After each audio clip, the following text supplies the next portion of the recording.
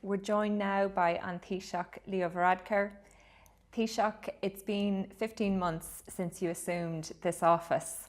At this stage, how would you describe your understanding of farmers and of the people inside the farm gate? I think it's reasonably good. I'm not an expert by any means, and it's impossible, obviously, in government to be an expert on everything. But obviously, have followed agricultural issues long before I was Taoiseach, when I was a member of government around that table in the room where decisions are made for 8 years now, and have farmers in my family. My uncle's a dairy farmer, and my other uncle's a tillage farmer. So. They definitely keep me in touch with what they think anytime we meet up, and of course I have the support of Minister Creed and Minister Doyle anytime issues do come up. In the past 15 months also, it's been an extremely challenging time for farmers, from extreme weather events to the uncertainty around Brexit, questions over the shape of the next Common Agricultural Policy, and the constant criticism agriculture tends to come under for lack of action, a perceived lack of action on reducing carbon emissions. How would you describe your understanding of those issues and how they affect farmers?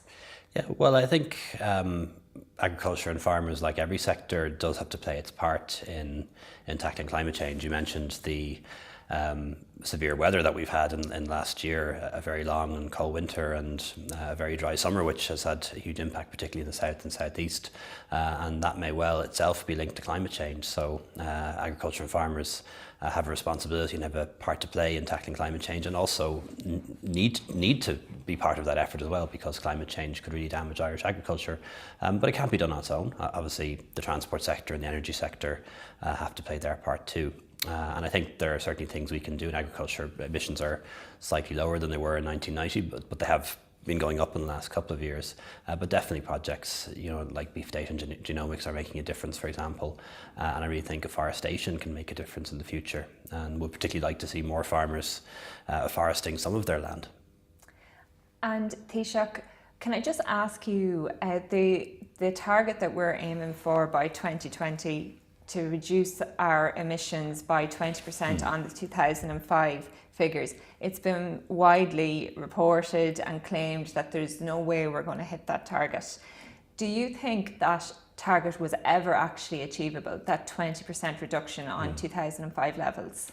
I think it probably wasn't, to be honest. I know other countries have managed to reduce their emissions by that much, but Ireland is different on a number of accounts. We have a very big agricultural sector, accounts for 33% of our emissions, much more so than other countries. I think only New Zealand is in that space. We had a very severe recession, and it's only now that we're able to invest again in things like renewable energy and in the kind of technologies that we need to invest in, electrifying our railways, for example, to reduce emissions. And also a lot of countries had big, heavy, dirty industries that they were able to shut down. And because of that, they were able to reduce their emissions. So I think the targets that were signed up to by previous government, not a government involving my party or the Independence Now government, probably were unrealistic. But we do need to make the 2030 ones. And I think that is possible. And there is time to do that if we make the right decisions now.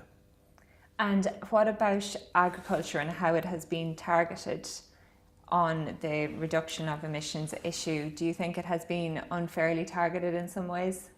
I think some of it's been unfair. I often think that people perhaps don't fully appreciate that if we weren't producing milk in Ireland, if we weren't producing beef in Ireland, that in reality that production will probably be displaced to other countries, and those countries are less carbon efficient than we are. And if you take dairy, for example, even though there has been an increase in emissions from dairy, it's less than the increase in production. So there has been a decoupling of production from emissions. So I think some of it has been misunderstood by a lot of people, because we do need to produce food not only for a domestic market but also for export, and we could dramatically reduce emissions by reducing production, but that would just move elsewhere in the world and probably do more damage to the environment.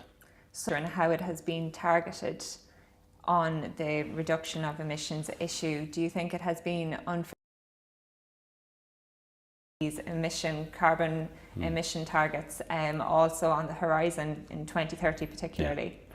Well, I think we're going to have to find a way to square that circle, to continue to produce food for Ireland and food for exports abroad, while doing it in a much more environmentally sustainable way. But there are some big decisions that we have made as a government that will put us back on track when it comes to climate change. Like, for example, we've decided in 2025 we're going to take coal out of power generation. One of the first countries in the world that's going to do that, and that's taking money point off coal. By 2030, if not before, we'll take peat out of power generation. That'll make a big difference too. And in Project Ireland 2040, the biggest single chunk of investment is actually in climate change and in retrofitting our public buildings and homes to make them more fuel efficient, for example. So a lot of things that will happen over the next couple of years that I think will put us back on track. So your message to, say, a young farmer who has heavily invested in milking and milking maybe 100 cows and has a young family, should he or she continue to pursue dairy then? Do you think expansion is sustainable?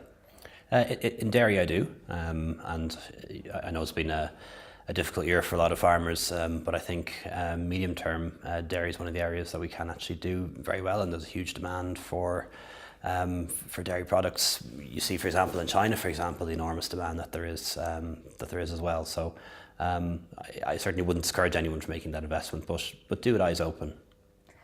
A carbon tax, what's your position on that? Do you think that's something that could be on the horizon? Is that something that farmers should be concerned about? Well, we have a carbon tax already, agriculture, as you know. We're not proposing one specifically on agriculture, but if we are going to meet those climate change targets by 2030, carbon taxes are going to have to be part of the picture, and not on agriculture, but certainly on fuel, for example, on energy, and that's not something that we've made any decision on for this budget, but it is going to have to be part of how we achieve our objectives when it comes to climate change, tax regulation and technology. And again, that's in our interest. Nobody likes taxes, I certainly don't.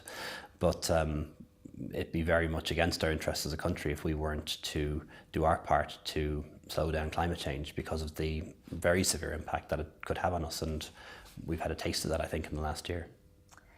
Taoiseach, the net is also closing in on Brexit, and we've a lot of deadlines coming over the next couple of months.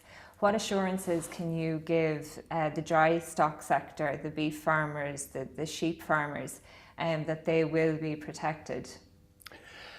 I give them the assurance that in my role as Taoiseach, the Taoiseach's work as well, Minister McEnteen's work, that we will do everything we can to bring home the best deal for Ireland, and that we will stand our ground on all of the key issues.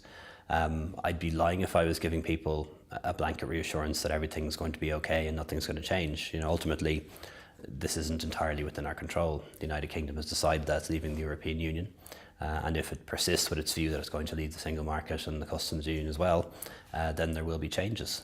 So what we want to negotiate, obviously, is a transition period, so that changes don't start in March next year, that there's a period of transition during which people can adjust to the new rules of trade, for example, which wouldn't kick in then until 2 years really after the transition period.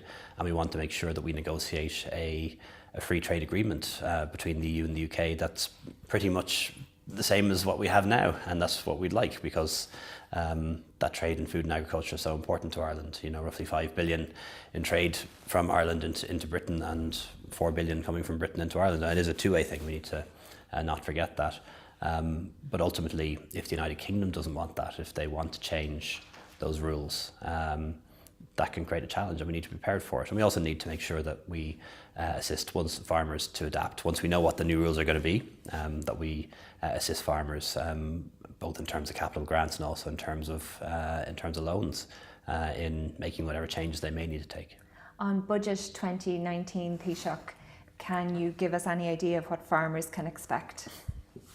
I can't really. Everyone's asked me that at the moment. I can understand why, with the budget coming up, everybody wants to know what's in it. But there are actually a lot of moving parts at this stage. We don't even know what the tax take for September has been yet, or where we'll end up in terms of spending in some of those big areas like health. But the basic principles will be that it's going to be a prudent budget. It's very tempting when the economy is going well, and the economy is going well, almost full employment now, to have a big splurge giveaway budget. But that's the mistakes that were made in the past, and we're not going to repeat them. So we're going to balance the books.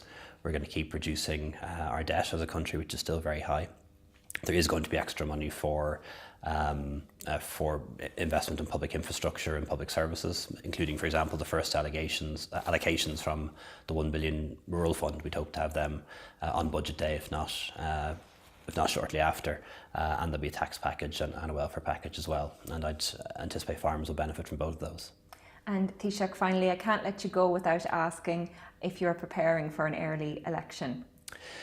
Always prepared for an election. It's the prudent thing to do. In the same way we're preparing for a hard Brexit that we don't think is going to happen, we're going to be prepared for an election as well. And we've selected our candidates in all but 4 constituencies at this stage.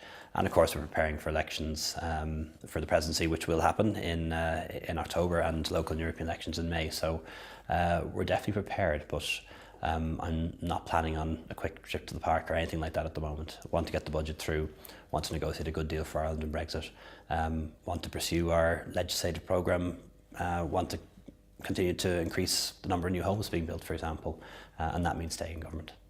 We'll leave it there. Thank you very much for joining us, Taoiseach. Thanks, Emil.